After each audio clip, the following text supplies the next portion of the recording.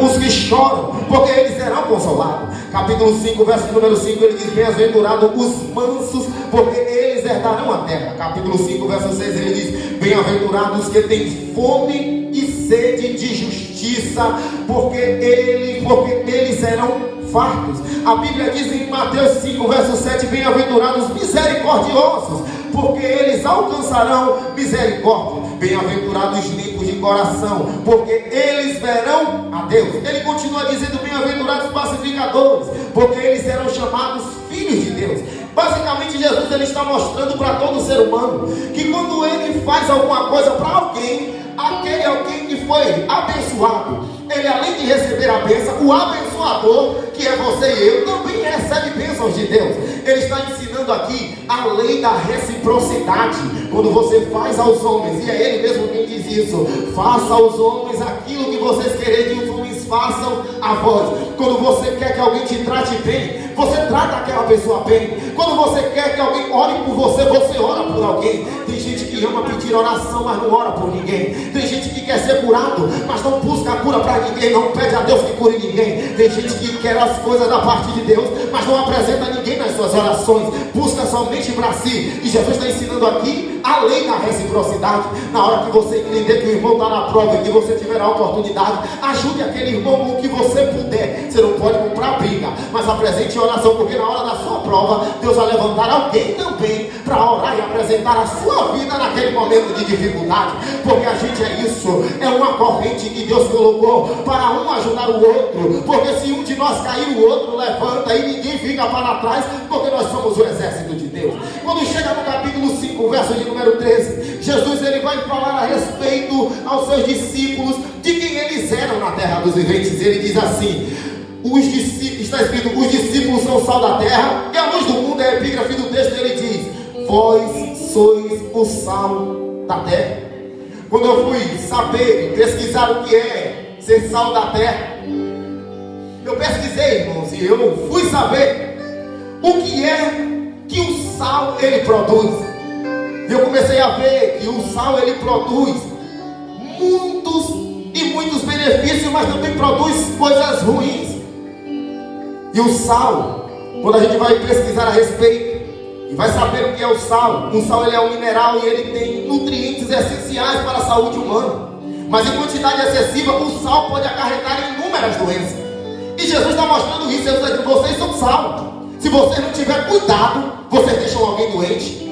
Se vocês não tiverem cautela, vocês matam alguém. Se vocês não tiverem em Cristo Jesus, vocês vão trazer dificuldade para a vida de alguém. Ser sal também, irmão, é ser vigilante, porque sal demais não faz bem a ninguém. E o primeiro malefício que eu vi que o sal ele faz na vida de um ser humano é a hipertensão, ou a pressão alta. E o que é pressão alta, irmão Rafael? É uma doença crônica, ou uma doença que não tem cura, mas ela pode ser tratada. A hipertensão, ela faz com que o coração trabalhe com um esforço maior do que o normal para distribuir o sangue. Você já viu que tem crente que ele é tão salgado na vida do outro, tão salgado, que ele começa a fazer com que as pessoas tenham dificuldade no seu coração, tenha dificuldade para que o coração receba as coisas de Deus, tenha dificuldade para aceitar a palavra do Senhor, porque a pressão no coração começa a ser demais, porque ele não foi um sal para temperar, mas ele era muito salgado, ele era alguém que era excessivo em tudo. Quando ele tratava bem, ele sufocava porque tratava bem demais,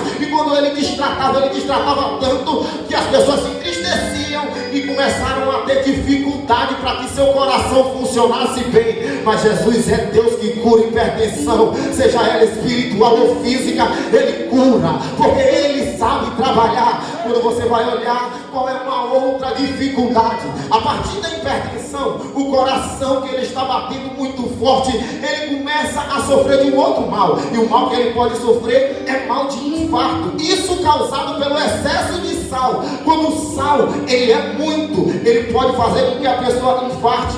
E o que é infarto, irmão Rafael? Infarto é quando o fluxo de sangue é bloqueado por danos ao coração e pode levar à morte. As pessoas têm dificuldade e agora você começa a ver que o coração que antes era um coração bom, mas o excesso de sal, e eu estou falando de pessoas salgadas, porque eu e você, nós temos que aprender a ser sal equilibrado, nós temos que saber como chegar e como sair, nós temos que ter equilíbrio em Cristo Jesus, nós temos que estar aqui para temperar, porque se eu e você pesar a mão demais, a gente pode infartar espiritualmente alguém. Como é isso, irmão Rafael? Você pode pegar alguém e essa pessoa começa a ter dificuldades em seu coração, podendo levar ele à morte. Como é que o infarto é? O fluxo de sangue é bloqueado quando o sal ele é demais, e a hipertensão ataca, ela começa a atacar o coração da pessoa de uma maneira tão grande que passa a haver um bloqueio espiritual. Às vezes Jesus está falando, mas já está perto do crente infartar espiritualmente, e ele se bloqueia para as coisas de Deus,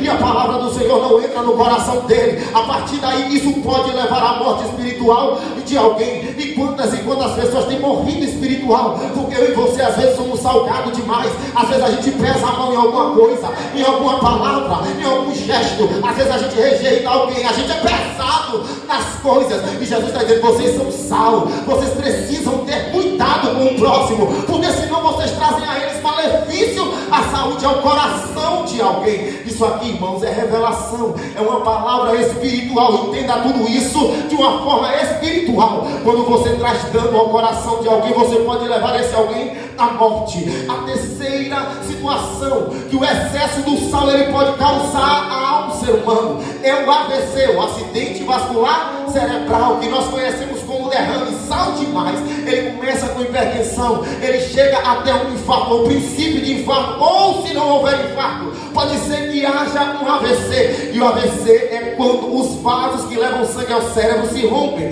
e causam perda de movimento, distúrbio na fala e perda de sensibilidade. Você sabe o que é isso aqui? É quando alguém já está com a mente tão cauterizada, o sal subiu demais, e agora, quando a mente dele deveria ser transformada, como diz o livro de Romanos, capítulo de número 12, aleluia, renovai-vos pela transformação do vosso entendimento. Ele para de entender. Quando ele para de entender, é como se fosse um derrame espiritual no seu cérebro. E o que é que acontece com ele, irmão Rafael? Ele perde movimento, ele para de se movimentar na obra de Deus. Eu não estou só falando de movimentos espirituais na alegria do Espírito, é também crente que não se movimenta no Espírito, também pode estar sofrendo de um acidente vascular cerebral espiritual. Ou crente que parou de trabalhar na obra de Deus, se acomodou em ficar só sentado, não quer mais nada, não se movimenta, não quer ir ao culto,